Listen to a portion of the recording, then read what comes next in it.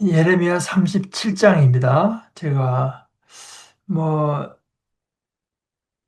그렇게 길지 않은 장인데 그냥 처음부터 끝까지 한번 먼저 읽어보죠. 요시야의 아들 시드기야가 임금으로 다스리게 되었다. 여호야김의 아들 여호야긴을 대신해서였다.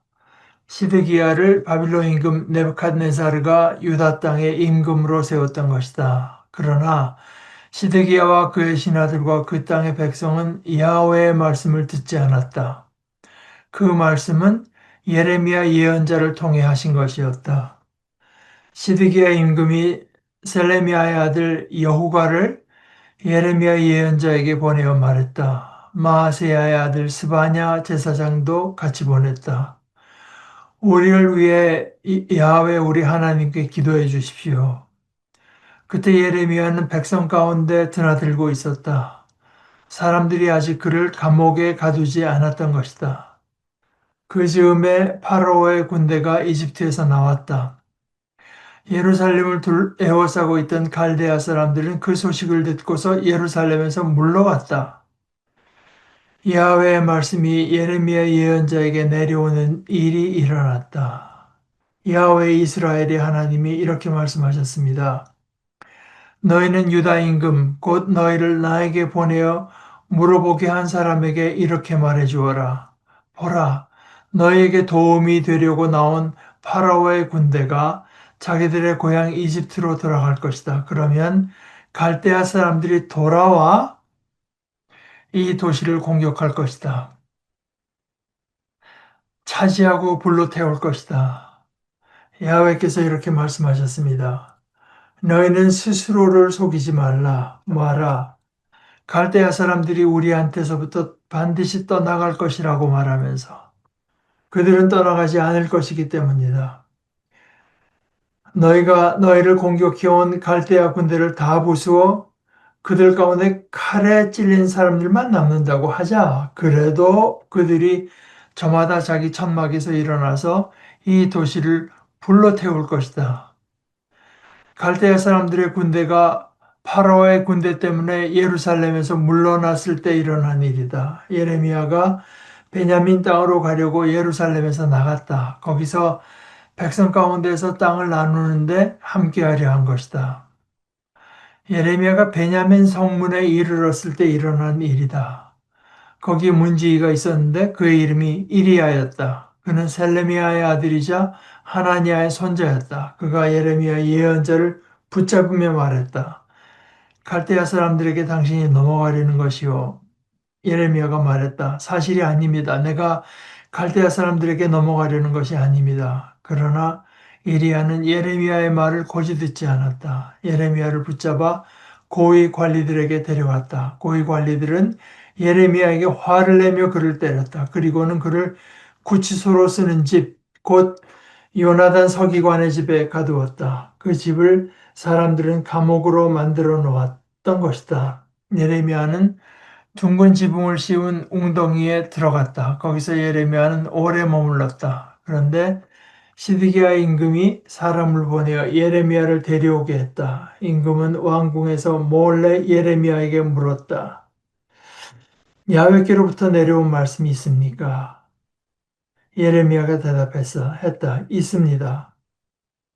그가 말했다. 이 임금님이 바빌론 임금의 손에 넘겨질 것입니다. 그리고 예레미야가 시드기야 임금에게 말했다. 제가 임금님께 무슨 죄를 지었습니까? 임금님의 신하들과 이 백성에게도요. 임금님이 저를 감옥에 쳐 넣으시다니요.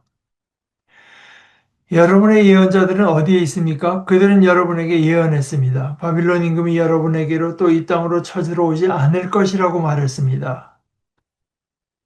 이제 들어주십시오. 저의 주인이신 임금님, 저의 탄원이 임금님 앞에 이르도록 해주십시오. 그래서 저를 요나단 서기관의 집으로는 돌려보내지 말아 주십시오. 제가 거기서 죽지 않도록요. 그러자 시드기야 임금이 명령했다. 그래서 사람들이 예레미야를 경비대 뜰에 두었다. 그러고는 그에게 날마다 둥근 빵 한 덩이를 빵 굽는 사람들의 거리에서 구해다가 주었다. 도시에서 빵이 다 떨어질 때까지 그렇게 했다. 예레미야는 경비대 뜰에 머물렀다. 아, 뭐 예레미야서가 여태까지 좀 시간에 따라서 이 질서정연하게 이제 기록이 한 것이 아니라 뭐 시드기야 왕 얘기하다가 여호야김 얘기하다가 뭐 이런 식으로 좀 그, 그 다른 어떤 편집 방침을 가지고 쓰던 것이 이제 37장 여기서부터는 김근주 교수의 말대로 하면 곧장 이제 예루살렘의 마지막 시간을 향해서 흘러간다. 아, 근데 그때도 이제 벌써 예레미야서에 몇 번 나온 표현인지 모르겠지만 2절에 보면 시드기야와 그의 신하들과 그 땅의 백성은 야훼의 말씀을 듣지 않았다. 예레미야 예언자를 통해서 하신 하나님의 말씀을 듣지 않았다. 포인트는 이겁니다. 언제나 야훼의 말씀을 듣느냐 거절하고 못 들은 척하느냐 아니면 완전히 그야말로 반항하느냐. 이게 벌써 예레미야서에 몇 번 나왔습니까? 어, 시드기야와 그의 신하들과 그 땅의 백성. 그러니까 뭐 다라고 봐야죠. 야훼의 말씀을 듣지 않았다. 듣지는 않고 그러면 듣지 않고 뭘 하느냐? 그것도 한번 살펴볼 필요가 있습니다. 듣지 않고 손 놓고 있은 게 아닙니다. 뭐 제사도 드리고요. 예배도 성대하게 하고 이제 오늘 나온 걸 보게 되면은 아, 시드기야 임금이 셀레미야의 아들 여호가를 예레미야 예언자에게 보내서 말을 하고 스바냐 제사장도 같이 보냈어요. 그 보낸 그 목적이 뭐냐? 우리를 위해서 야훼 우리 하나님께 기도해 주십시오. 이게 이제 모르죠. 아까 그 맨 마지막 부분에 뭐라고 했습니까? 예레미야가 시드기야 임금에게 바빌론이 안 쳐들어온다고 예언하던 그 여러분들의 예언자는 지금 다 어디에 있습니까? 그들은 여러분에게 예언했습니다. 바빌론 임금이 여러분에게로 또 이 땅으로 쳐들어오지 않을 것이라고 말했습니다. 그런데 쳐들어오지 않았습니까? 어, 그런데 이제 이때라도 시드기야건 그 신하건 그 땅의 백성들이건 특별히 이제 그 시드기야와 그 지도자급에 있는 사람들이 포인트는 아직까지도 하나의 말씀에 귀를 기울이느냐, 아니느냐, 아니냐, 그걸 받아들이느냐, 아니냐, 이것입니다. 근데 이제 좀 약간 자기들은 자기들한테 좋은 말 해주는 예언자의 편에 서면서 보험을 들다시피 아마 예레미야에게도 보니까 이게 예레미야 말대로 되는 것 같거든요. 그러니까 자기들이 어떤 믿고 그 가던 길을 돌려서 예레미야를 통해서 전해지는 하나님의 말씀에 귀를 기울이고 순종할 쪽으로 그 자기들의 모든 방향을 이제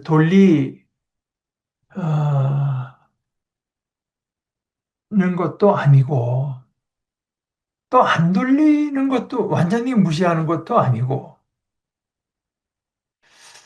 그러니까 그 예수님이 이제 그 라오디게아 교회에서 차라리 차든지 뜨겁든지 하라.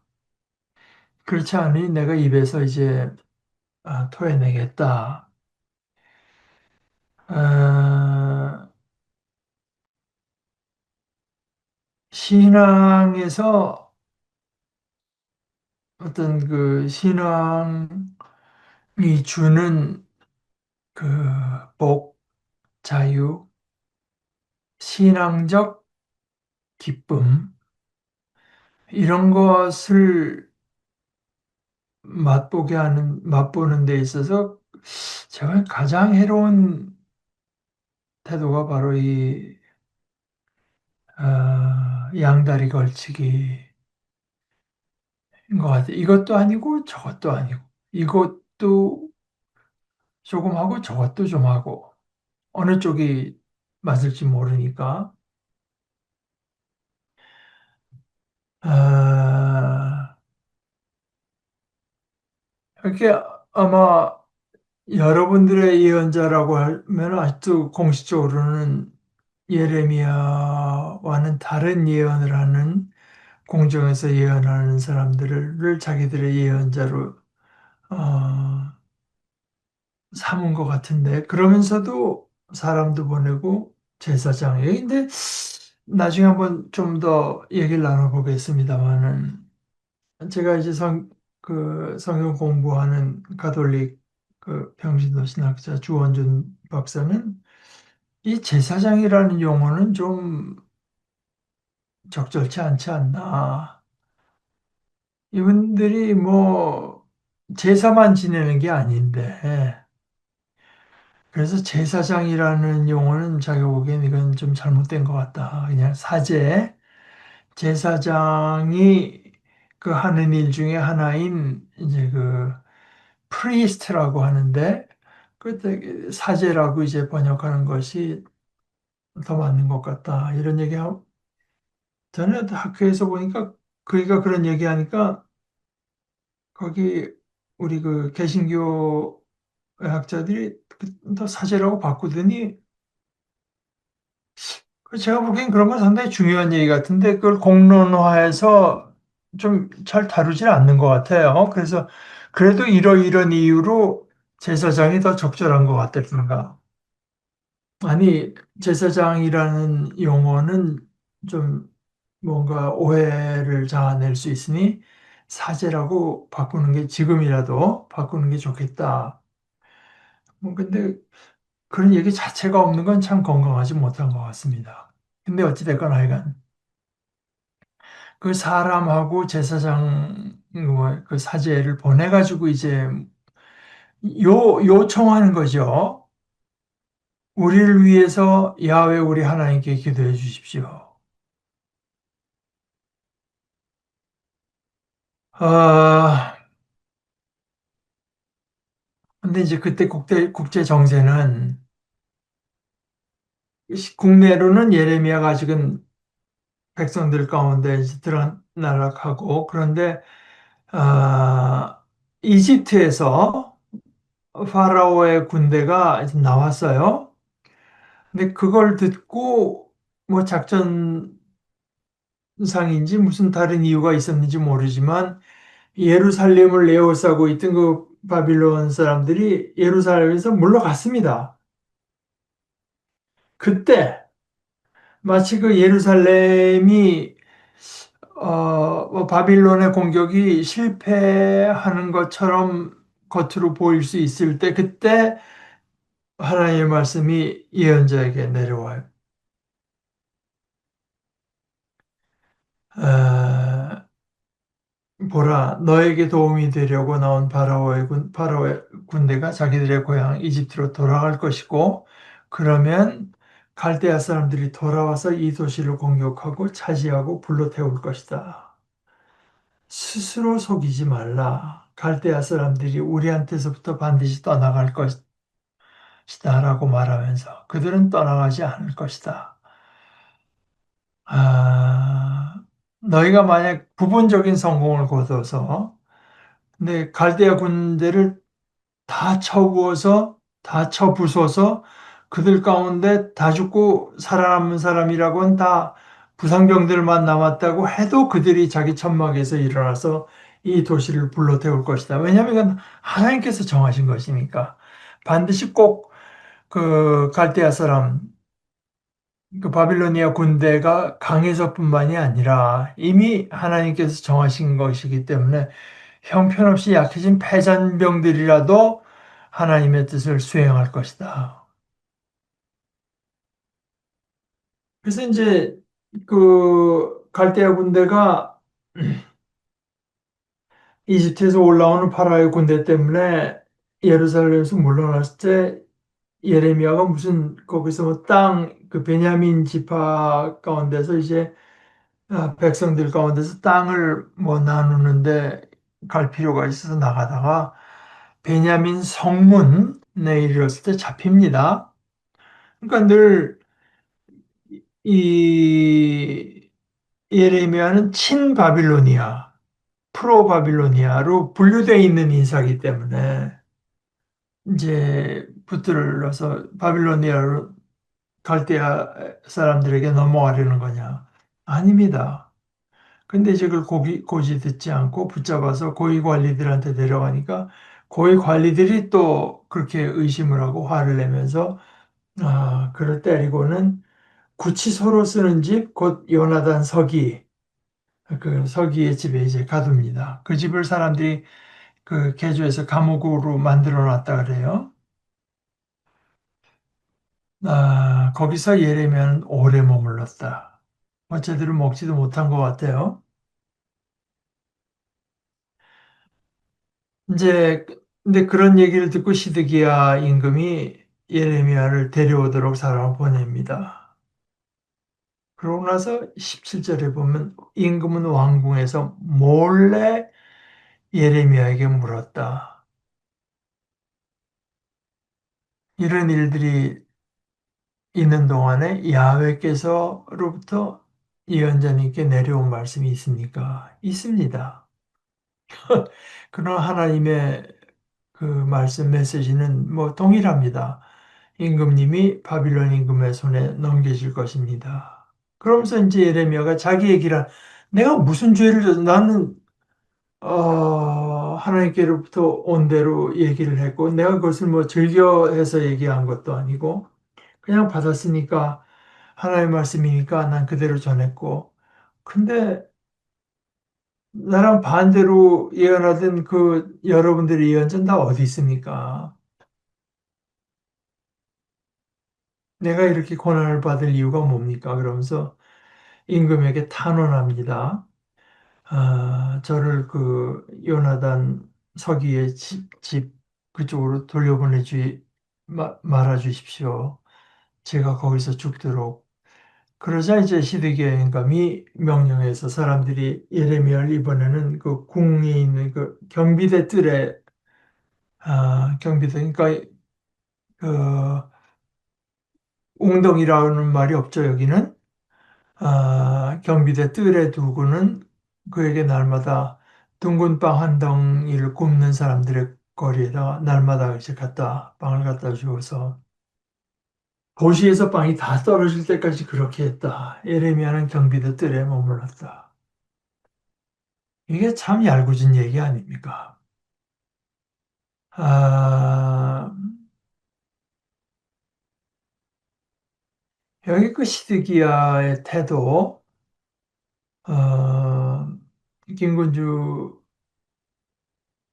선생이 거기에 대해서 이제 주로 묵상을 했고, 저도 그것이 상당히 특별히 오늘날 우리 예수 믿는 사람들의 여러 가지 모습과 연결시켜서 볼 수 있는 장면이라고 봐서 김은주 교수의 글을 좀 몇 번 읽어보죠. 아, 언제든 우리가 기도하면 하나님께서 그대로 들으실 거라는 이 생각, 이건 믿음이 아니다. 그거는 좀 생각해 보면 어떤 종교적인 행동이나 절차, 뭐 예배건, 금식이건, 기도건, 뭐 이런 걸 통해서 하나님을 우리가 원하는 대로 움직여 보려는 시도일 뿐이며 모든 것을 주관하시는 그 주가 되신 하나님을 신뢰해서가 아니라 우리들이 하는 어떤 종교적인 행동들, 금식도 있을 수 있고, 철야 기도도 있을 수 있고, 아니면 뭐, 하여간, 막대한 무슨 종교적인 행사를 한다거나, 뭐 이런 종교적인 행동의 힘을 믿는 것에 불과하다. 그러니까 우리를 구원하는 건 하나님이지 우리의 종교적인 열심이 아니다. 이 말입니다. 종교적인 행동. 아, 조금 더 읽어보죠. 에, 조금 더 인용을 하자면 이, 이런 말을 해요.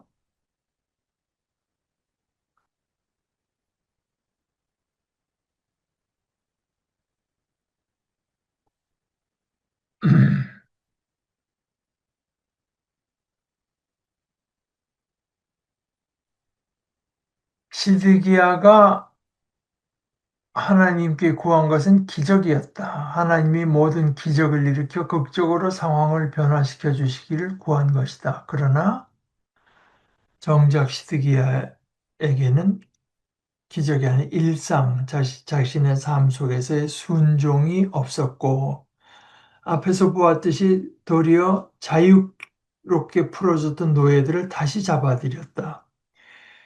그래서 일상의 순종이 없는 기적의 기적을 간구하는 것은 우리 신앙을 우상숭배로 전락시킬 뿐이다. 그러면서 또 내려가서 이런 말을 했습니다. 기도해 주세요. 기도 부탁 또는 기도 제목 나누기로 보자면은 아마 세계 교회 중에서 한국 교회를 따를 곳이 없을 것이다. 그러나 많은 경우 사람들은 삶을 바꾸려는 노력은 하지 않으면서 끊임없이 기도 부탁을 한다. 개인의 욕심을, 교회의 아집과 욕망을 기도의 이름으로 사방에 퍼뜨린다. 그러나 시드기야가 그렇게 이제 예레미야에게 접근해 올 때 예레미야를 통해서 주신 하나님의 대답, 그 시드기야에게 주어진 하나님의 대답이 사실은 우리를 향한 하나님의 응답일 수 있다. 아, 이게 이제 시드기야는 우리 하나님께 이런 열심을 보이고 막 그냥 뭐 울고 옷을 찢고 뭐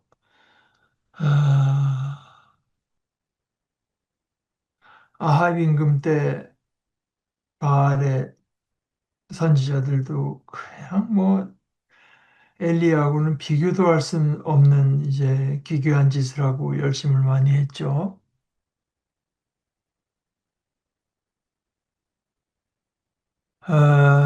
그러나 하나님께서 구하시는 것은 기도도 그렇습니다. 기도도 우리의 모든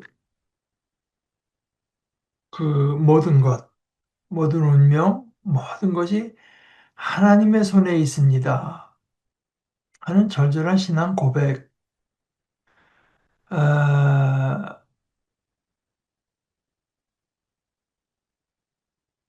으로서 이제 기도가 아름다운 것이지. 그 어느 쪽이 맞을지 모르니 이쪽도 보험 들다시피 하나의 그 요령이라고 할까, 하나의 그 방법이라고 할까, 이런 것으로 전락한 기도는 이제 기도라고 하기가 어렵죠. 손쉬운 해결책, easy solution.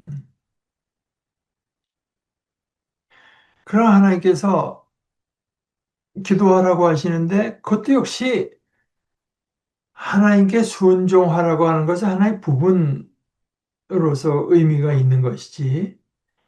우리가 기도 열심히 해서 다른, 이거 뭐 하기 싫은 것들을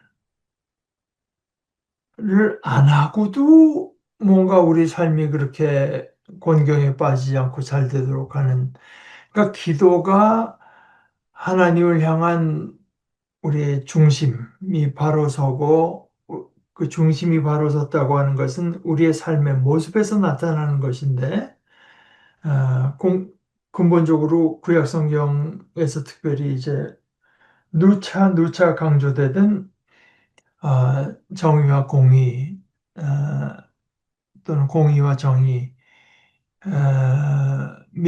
츠다카라고 하는 의로움과 미슈파트 하는 이제 그것, 아, 그것으로 이제 나타나는 것인데, 그걸 할 생각은 전혀 없으면서 더 나쁘게는 이걸 열심히 해가지고 이건 어떻게 안 해도 되는 방향으로. 이렇게 한다면 그게 기도라고 할 수 있겠습니까? 하나님의 말씀에 순종하지 않아도 되는 삶을 살도록 우리를 지켜주는 것이 그 기도가 될 수가 없겠죠. 그래서 이제 잠언 28장 9절, 이건 이제, 개정개혁에는 귀를 막고 율법을 듣지 않으려고 하는 자에게는 기도도 가증하다. 이렇게 했고, 새한글 성경에는 가르침을 듣지 않으려고 귀를 돌려버리는 사람, 그의 기도 또한 역겨운 것이지. 그러니까 그 본인이 이제 기도한다고 하는데 그 기도가, 어, 에, 그 기도가 하나의 그 요령으로서 그 힘든 제자의 삶을 살지 않고도 어떻게 해서든지 천국에 가고 뭔가 이 땅에서 좀 편안하게 살아보겠다는 시도라면은 그런 걸 어떻게 기도라고 부를 수 있겠습니까? 그러니까 예수님께서 우리에게 주기도라고 한 너희는 이렇게 기도하라라고 했던 것은 그것이 무슨 하나의 그 주문처럼 그냥 주어진 것이 아니라 그 말에 들어있는 것은 그것이 너희 중심이 가장 바라고 사모하고 원하는 것이 되어야 된다 하는 것이 포함되어 있는 거죠.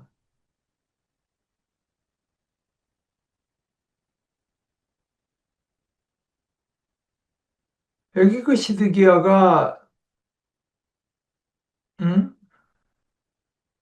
예레미야에게 가서 기도 부탁을 하는 여기에서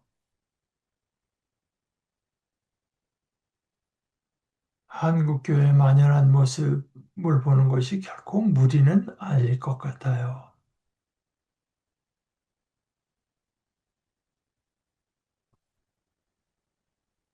돌아가신 이제 박장원 목사님이 그때 말씀하시는 거 보니까 이제 마지막 학기에 한번 신학교 시험 감독을 들어갔는데 목사님 보시기에는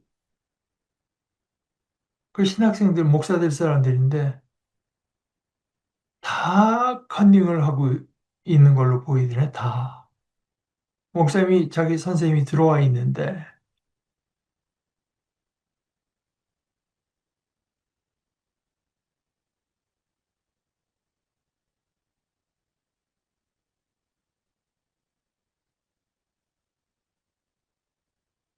그때 이제 미국에서 뵀을 때 사모님 사모님도 그 말씀이 굉장히 곧바로 하시는 분이거든요.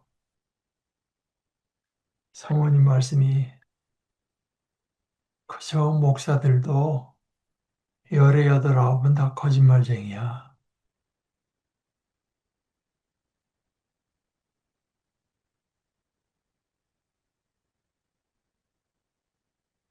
그러면서 교회 출석 제일 열심히 하고, 교회 열심히 섬기고, 새벽 기도마다 기도하고, 기도 열심히 하고, 기도 부탁, 기도 제목.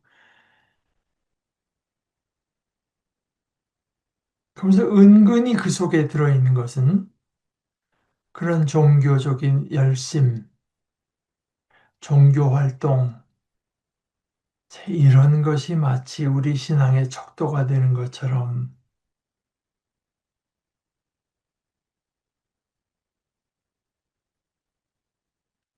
근데 그게 참, 저는 신학교에 있으면서 처음에 이제 목회하겠다는 생각을 하고 신학교에 들어간 건 아니었고, 뭐 안 하겠다는 뜻이 또 있었던 것도 아니지만, 그건 나중에 결정될 일이고, 그냥 공부를 하러 갔는데, 그러면서 제가 또 평신도로 있다가 갔으니까, 저는 어떤 우선은 그 평신도적인 시각, 입장을 가지고 그냥 공부를 한다고 생각을 했어요. 그러면서 그 조금 좀 비판적으로 본 거는 그러면서 한국 교회를 이렇게 보면은 목회자들이 그 교인들을 하나님 앞에 바로 세우고 어 진정한 신앙의 길을 가도록 인도하고 돕고 섬긴다기보다 그이들에게는 말하자면 교회가 자신의 비즈니스 아니겠습니까? 자신의 영역. 그걸 위해서 이제 동원하는 면이 확실하게 더 승한 것이 아닌가. 그러면서 그래서 저는 그때 이제 평신도들이 이제 그런 면에는 넘어가지 않는 것도 평신도의 책임이라는 생각이 들더군요. 우리는 하나님을 섬기고 음, 어떻게든지 하나님 앞에 바로 서려고 하는 것이고 교회는 말하자면 그 방편이라고 할까? 그 하나의 부분으로서 섬기는 거지, 교회를 섬기고 교회가 부흥하도록 하는 그 자체가, 아, 우리가 일상의 삶에서 그야말로, 아, 정의와 공의를 추구하고, 이웃을 살피고, 힘없고 가난한 사람들의 편이 되어주고, 어, 하는 삶을 모면해도 되도록 하는 식으로 이제 에,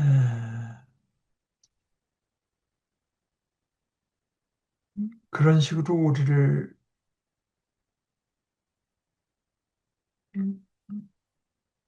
이끌어 간다면 그것은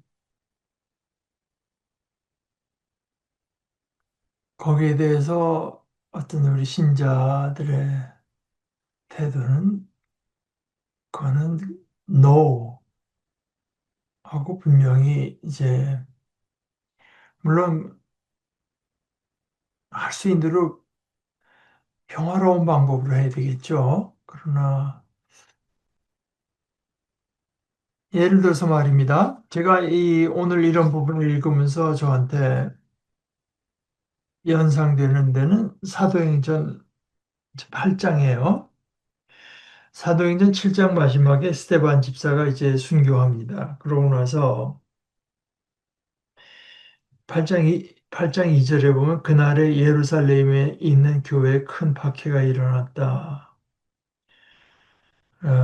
그리고 4절에 보면 그러면서 이제 뿔뿔이 흩어진 사람들이 두루 다니면서 여기저기 그 말씀을 좋은 소식으로 전했다. 그 중에 하나 필립은 사마리아 도시 사마리아로 내려와서 그들에게 그리스도를 선포하는데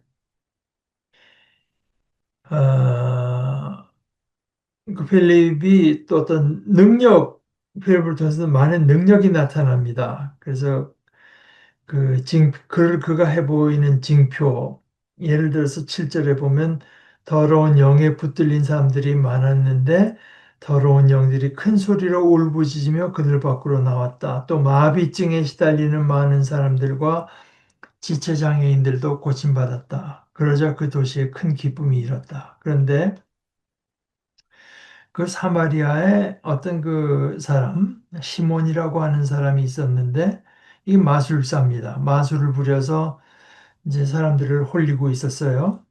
그러면서 자기가 뭔가 위대한 인물이라고 떠벌렸다. 아, 그런데 이제 그러 중에 빌립이 와서 하나님의 나라와 예수 그리스도의 이름에 대해서 복음을 전했고 사마리아 사람들이 빌립의 말을 믿게 됐고 이제 남자와 여자들이 세례를 받았는데 13절에 보면 그런데 시몬 자신도 믿게 되었다. 그는 세례까지 받고서 빌립 곁에 붙어 다녔어요. 또 여러 징표는 물론 이거니와 능력을 드러내는 놀라운 일들을 눈여겨보면서 정신을 차리지 못했다. 근데 이제 그때 이런 일들이 일어났다는 말을 예루살렘에 있는 사도들이 듣고 베드로와 요한을 이제 보냅니다. 그래서 베드로와 요한이 아, 그 사람들한테 하니까 어떤 표징을 구체적으로 말하는지 모르지만 그들이 성령을 받았어요. 그런데 빌립 보고도 정말 놀라서 정신을 못 차렸는데 베드로하고 요한 저쪽 그 본거지에서 사람들이 와서 손을 얹으니까 빌립 그보다 더 볼 수 없던 일들이 일어나는 것을 보고 18절에 이렇게 말해요. 사도들이 손을 얹어 안수함으로 사마리아 사람들이 성령 받는 것을 시몬이 보았다. 그때 시몬이 그들에게 돈을 가져왔어요. 베드로와 요한에게. 그러면서 저한테도 이 능력을 주어서 저도 내가 그 손을 얹어서 안수하는 사람이 이런 성령 받는 일이 일어나게 해주십시오. 그러자 베드로가 그에게 말합니다. 당신의 그은 돈이 당신과 함께 망해버리기를. 왜냐하면 그 망령된 생각, 하나님의 선물인데 이것은 하나님의 선물을 당신은 돈으로 얻어 가진다고 생각했으니 당신도 그렇고 당신이 그렇게 의지하는 은돈도 망해버리기를. 그러면서 이 일, 뭐 이 성령의 일이겠죠. 이 일에는 당신이 함께할 부분도 없고 차지할 목도 없어. 그래서 바로 그 다음 얘기가 당신의 마음이 하나님 앞에서 똑바르지 않은 탓이요. 그러므로 당신의 이 악을 회개하시오. 그리고 주님께 매달려 기도하시오. 그러면 당신 마음에 두었던 의도가 용서될 수도 있을 것이오. 내가 보니 당신은 지독한 질투에 차 있고 불의의 사슬에 단단히 매여 있어. 하고 아주 단적으로 단호하게 선포도 하고 처방도 내려주고 이제 가르칩니다. 그 다음 그 시몬의 대답이 또 가관입니다. 시몬이 대답했다. 사도님들이 친히 저를 위해서 주님께 매달려 기도해 주십시오. 이게 기도 부탁이죠. 그래서 말씀하신 일 가운데 아무것도 저에게 닥쳐오지 않도록 해 주십시오. 이게 이제 우리 크리스천의 모습 아닐까요?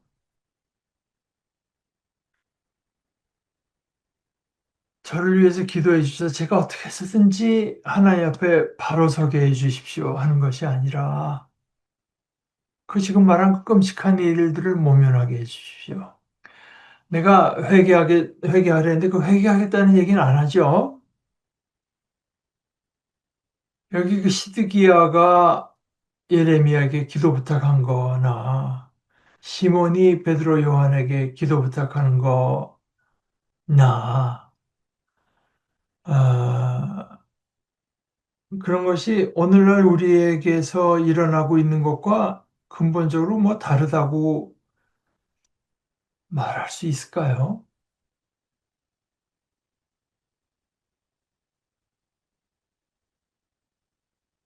그 기도 부탁하는 이에게 하나님께서 예레미야를 통해서 주신 응답, 또 그렇게 부탁하는 아, 시몬에게 베드로 요한이 말하고, 그러나 그 뒤에 그 말에 대한 그 시몬의 반응, 이게 굉장히 저한테는 낯익게 느껴지는 것입니다. 어, 우리의 신앙이라고 하는 게 그렇게 어떤 그 요령이나 무슨 뭐 수학 공식 뜻다시피 그렇게 되는 거겠습니까? 신앙이라고 하는 것은 하나님과 예수님과 나 사이의 가장 진실한 관계일 따름이고,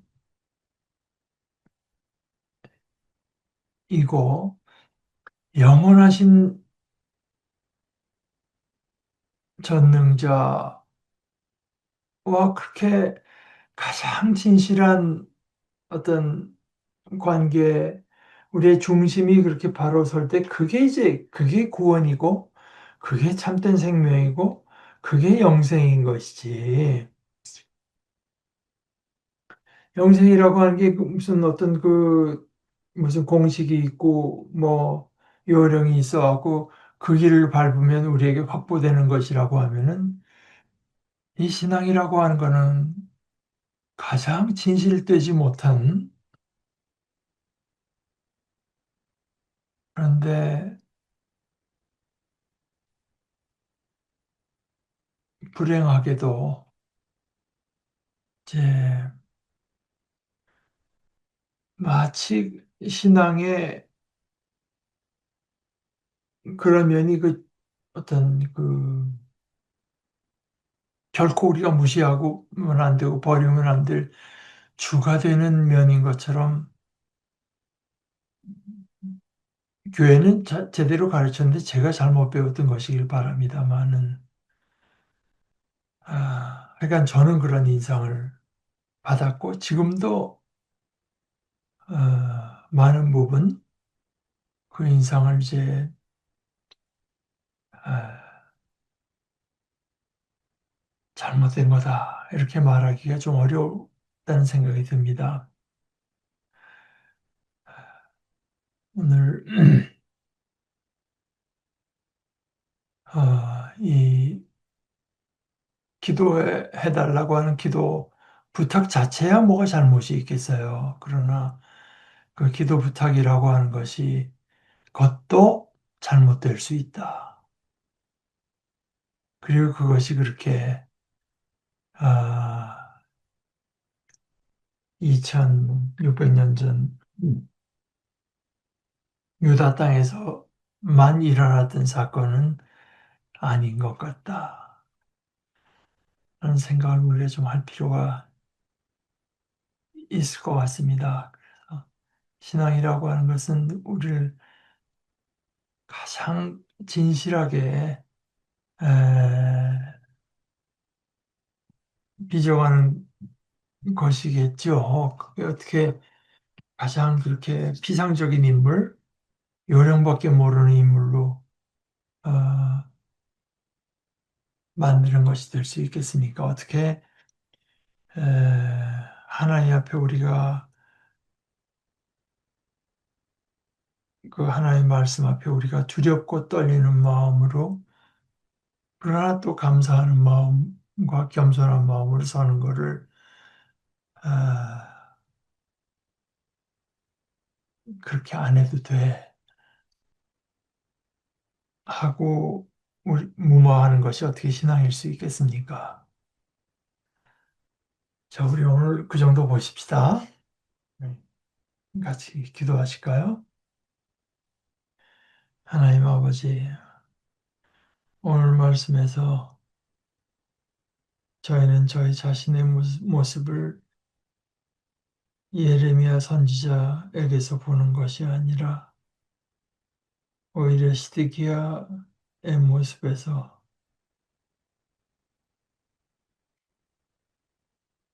볼 수밖에 없는 것은 저희들의 마음속에 사로잡고 있는 두려움이 뭐 우리들에게 나쁜 일이, 괴로운 일이 어,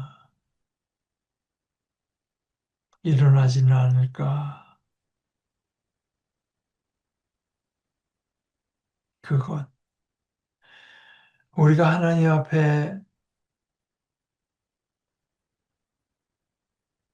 하나님을 진정으로 사랑할 줄 모르고 하나님의 말씀을 참 우리들에게 복된 유일한 말씀으로 받아들이지 줄 모르는 존재가 되면 어떻게 하나 하는 두려움보다 바로 그런 우리 삶에 닥칠지도 모르는 곤란한 일들을 더 두려워하는 것이 우리 자신의 모습이 아닌가 또한 두렵습니다. 하나님 아버지, 이 말씀이 저희 속에서 싹 틔우고 역사해서 저희들이 중심으로 원하는 것이 바로 우리 주님께서 말씀하신 것처럼 그대로 어떻게 해서든지 아버지의 이름이 거룩히 여김을 받고 아버지의 다스리심이 나 자신과 또 우리 교회와 이 온 세상에 아버지께서 원하시고 아버지께서 뜻하시는 일이 이루어지는 것이 되기를 바라는 그 마음과 그 생각이 저희들의 중심에 점차 자리 잡을 수 있도록 아버지의 성령과 아버지의 말씀과 저희 가운데 베풀어 주시는 아버지의 일로 저희를 그리로 인도하여 주시옵소서. 예수님의 이름으로 기도합니다. 아멘.